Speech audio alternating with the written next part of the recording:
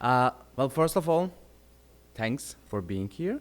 And I would really like to thank the local organizing committee because let's just applaud them. As members of the global organizing committee, our job was such an easy one because everything was handled by the local organizing committee, and now we are just enjoying the event and this great city. Well, I'm Zeki. I come from Germany, Karlsruhe Institute of Technology, and compared to the previous talks, I'm not going to talk about outreach activities that have been going on in Germany or in other parts, but I'm going to try to convince you on why we need outreach research. If you see anything interesting during this talk, just feel free to reach out to me via email or just add me on LinkedIn. I will try to be quick because I know that I'm the one standing between you and your coffee, I know how important that is, especially for physicists. I'm a physicist by training, but then I switched sides, and now I'm a social scientist. Let's begin. Now, I will just show you some slides on what is happening in general with quantum technologies. Well, I am sure at least most of you are aware of this one or the previous versions of this image, where basically it shows like there's a lot of public investment going into quantum technologies right now. It's more than 50 billion euros globally, and this is just for the public programs. This does not account for private funding. And in terms of educational programs, so for those of you who have been in the field for more than 10 years, you probably remember the old times where there was no specialized program or just a few around the globe. And this is a paper published by our colleagues at the European Quantum Readiness Center in Denmark, basically showing that there has been quite an uptake in the educational programs around the globe. And the lead author just the other day told me, like, this is even outdated now. There are more than 100 programs around the globe. And for those of you who were at the Quantum Korea event and listened to Celia Mersbacher, you are already aware of what QEDC is doing, but if you look at their final report in 2025, you can see that actually there are thousands of quantum jobs that is already being filled with experts, and finding people is quite some difficulty now. But remember that they're coming. So, but you might be thinking, okay, jobs, like academic jobs probably. But actually no. So when we look at, again, this is another paper that I also kind of contributed from the European Quantum Readiness Center. If you look at the jobs out there, you can see that almost, 3/4 of them are corporate jobs. So like quantum is moving from academia to industry quite rapidly. And for those of you who kind of follow world politics a bit, G7 was convened in Canada 2 weeks ago, or maybe last week, I don't know, like time has been a interesting concept for me now. They published basically a communique on quantum technologies, stating that it is something important for the G7 countries. And G7 is the group of 7 with like largest economies around the globe, well, not including China. Also like last year, last week, the NATO Quantum Summit, the second NATO Quantum Summit happened in The Hague. This is the outcome of the first one. Basically, NATO has a quantum strategy now. And if you look at what the Europeans are doing, like the quantum flagship, it has been around since 2018, and our motto is the future is quantum. So this is a very coordinated effort run by the European Commission that is also coordinating the national efforts. And of course, we all know that a lot of funding and a lot of efforts and a lot of very, very good achievements are, being accomplished by our Chinese colleagues. And of course, the one reason we are here is that this year is acknowledged by the United Nations as the International Year of Quantum Science and Technology. Now, and of course, Yasser, as you listen to Yasser, there are hundreds or maybe even at some point thousands of outreach and science communication events that will happen during this year. So, what do we have? We know that we have extensive public funding that is going towards quantum technologies, making it happen. So 10 years ago, we had 5 superconducting qubits. And if you are following the discussions and the papers recently, like just the other day, the Harvard group published like 3,000 neutral atom qubits, which is like 2 years ago, nobody was expecting a logical neutral atom qubit. The educational efforts, they're right on track. We have almost 100 dedicated programs specifically for quantum engineering. The jobs are there and more are coming. The labs to market approach is being realized. The ratio of corporate workforce is growing. And from G7 to NATO, from EU to China, from OECD to UNESCO, like quantum technologies is being recognized. And there are hundreds or maybe thousands of outreach events around the globe being organized, and some of the very finest examples you have already heard during this session.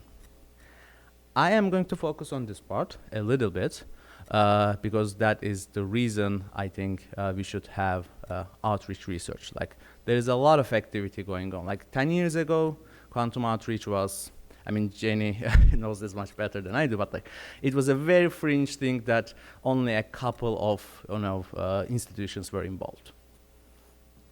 But even though we have hundreds of events, if you go out to the streets and ask to random people, this is probably the level of understanding that you will get about what quantum is. And this is from the second Ant-Man movie, or the third, I don't know. So there are quantum people in the quantum realm, apparently. And they look like this. Of course, Marvel movies are not the only ones. So I took this quantum Pilates picture in DC, attending the Quantum World Congress 2 years ago, I think. And it was just next to my hotel. So this is not something that I specifically looked for. This is just something I encountered on the street.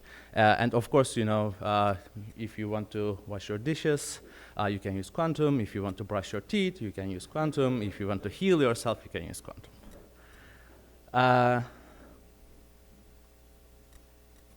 Okay. A bit slow. This is not quantum technology, so where is it? There? Is it changing? It's not changing, right? Okay. So, why do outreach? One point I would like to stress upon is that outreach is not just informal education. When we were discussing why the International Year of Quantum global events need a specific outreach one and not just crammed under the education one, is that outreach is a different thing of its own compared to education. It is the practice of engaging the public or specific communities within the public. It can be policymakers, it can be marginalized communities, it can be scientists. With science through interactive, inclusive, and often two-way activities. So like science communication and outreach are kind of different because usually science communication is one way, and for outreach, engagement and interactive qualities are something that we prefer. The goal of outreach is to build connections and inspire interest. So the goal of outreach is not to educate the public. So that is for informal education and later for formal education. Outreach can involve activities like workshops, citizen science, public events, art exhibits, science cafes, and more. You have seen some really cool examples of them, which some of them I wasn't also aware, so I'm really happy that I learned about them. Yet, we also heard this quite a bit from Jenny's talk, that the best practices of outreach are often underexplored, and outreach activities are not really well documented or studied. Like only a very few centers I know actually collect data on their outreach activities. And I really thank the CEQT for that, doing that. The reason or the way I got involved into this was during 2021 with my Likia fellow from University of Pisa. We started this pilot project under the flagship called Quantum Technology Education for Everyone. Well, you might remember 2021, it was COVID times, so everything was online. But this helped us to reach a very large consortium. So this was not funded. Everybody committed through their volunteering efforts. But we had university organizations, we had NGOs like QWorld and Quantum AI Foundation. We had companies that are developing quantum games and interactive tools like QPlay Learn, Quarks Interactive, and Quantum Flight Lab. And under that pilot, we tried to run a Delphi study, but we sucked at it. So we just ran a study in the end. But it took 2.5 steps. But we tried to explore, okay, what are the problems? What are the opportunities? What are the things that we can do with outreach? And a paper came out of it. So if you're interested, you can just check the paper. So remember that this was 2021, 2022.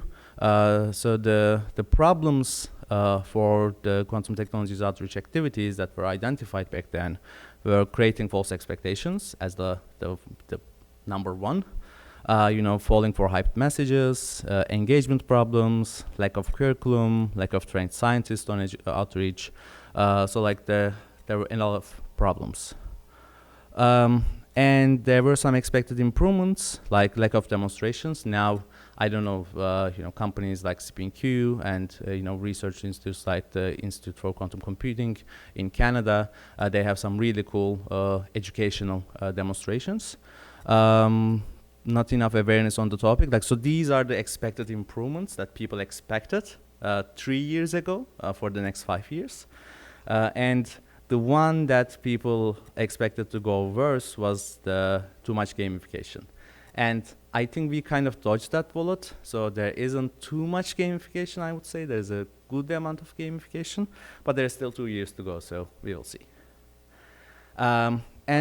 And also one thing that came out of the pilot project is we actually believe that there's a need for a specific approach to outreach research and not just considering it as part of education research. Because the content of outreach and the diversity of outreach activities have been growing, so this thing is, do we have a pointer? No. Yes? Yeah. So for example, this thing is an actual physical object created by IBM. We had this really cool program run by the Goethe Institute in Germany and around the world called Studio Quantum with artist residencies.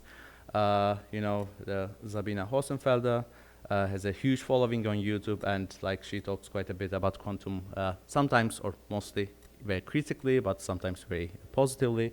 And Chris is not here, but he's part of our global organizing committee, so he is the one who created the quantum chess, which you can actually buy on Steam. So why do outreach research? There's an increasing amount of effort and resources being committed to doing QT outreach. We have encountered some.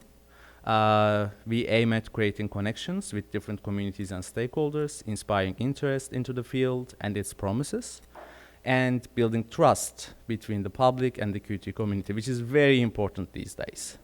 But we don't have established ways to assess whether we are achieving these or not.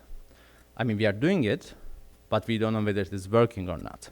And something we learned from the history of science communication is you shouldn't assume that it's working. Science communication has been, and the public understanding of science, the deficit model, we have been working on this for more than 70 years, and you have seen that it is not really working that well. There are many pitfalls in doing outreach, especially in QT. Yet we ask of our outreach practitioners to learn these the old way, via trial and error.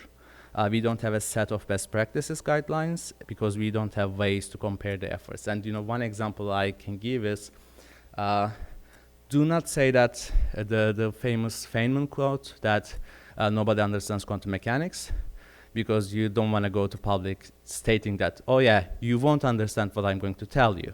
This automatically disengages people. I mean, it sounds cool, but it's not. This is something that we encountered quite a bit. Also, please do not start your presentations and talks by explaining what a qubit is. Because first you have to explain what a classical bit is, and you lost half of your audience by the end of that explanation. So what are the risks of not doing outreach research?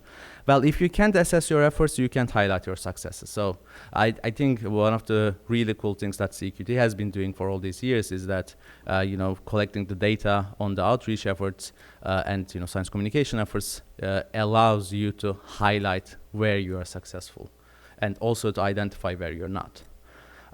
Good practices are not being adopted by others because people don't know what are the good practices, and not so good practices are not being eliminated from the ecosystem because people don't know whether they are good or not.